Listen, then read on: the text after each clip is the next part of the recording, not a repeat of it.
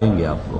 کہتے ہیں جی کہ 3 سال ہو گئے شادی کو اور ہر 3 مہینے کے بعد جو ہے وہ زبردست ہمارا جھگڑا ہوتا ہے, اولاد بھی نہیں ہے, رہنمائی فرمائیں. شکریہ.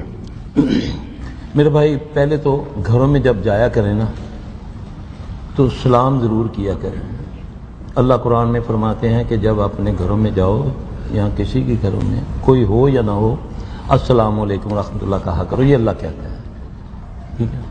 اس سے اتنی خیر ہوتی ہے. پھر جا کر کوشش کرو کہ آیت الکرسی ضرور پڑھو. ایک بار پڑھو. ایک تابعی اپنا واقعہ لکھتے ہیں, کہتے میری عادت تھی میں جب گھر میں آتا تو سلام کرنے کے بعد میں آیت الکرسی پڑھتا. اللہ نے مجھے بڑی اچھی آواز دی ہوئی تھی.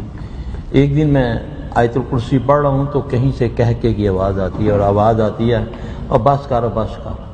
میں اس کو پنجابی میں بتا رہا ہوں کہ میں پتہ ہے تینوں بڑی چنگی پڑھنی آتی ہے. کہتا میں نے ادھر ادھر دیکھا تو کوئی, میں سمجھ گیا کہ کون ہے. اس دن سے میں نے 70 بار آیت الکرسی پڑھنا شروع کر دی. یہ میں نسخے آپ کو جو بتا رہا ہوں واللہ اس سے یہ شیاطین بھاگ جاتے ہیں. لیکن اگر آپ نے خود ہی اس کو جفا لگایا ہوا ہے, اب دیکھیں گھر میں فلم ٹی وی چلے گی, گانا چلے گا, میوزک چلے گا, چاہے سورہ بقرہ 100 بار پڑھیں روزانہ, نہیں جائے گا. یہ نہیں جائے گا, یہ نہیں جائے گا.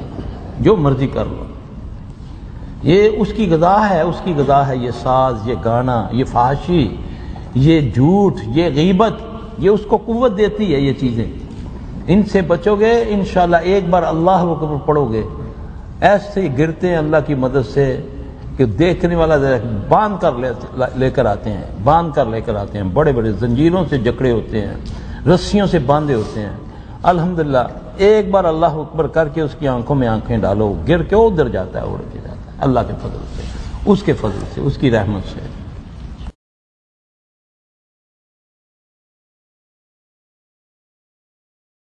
اللہ لا الہ الا هو الحی القیوم لا تأخذه سنة ولا نوم له ما في السماوات وما في الأرض من ذا الذي يشفع عنده إلا بإذنه يعلم ما بين أيديهم وما خلفهم ولا يحيطون بشيء من علمه إلا بما شاء وسع كرسيه السماوات والأرض ولا يؤوده حفظهما وهو العلي العظيم. الله أكبر.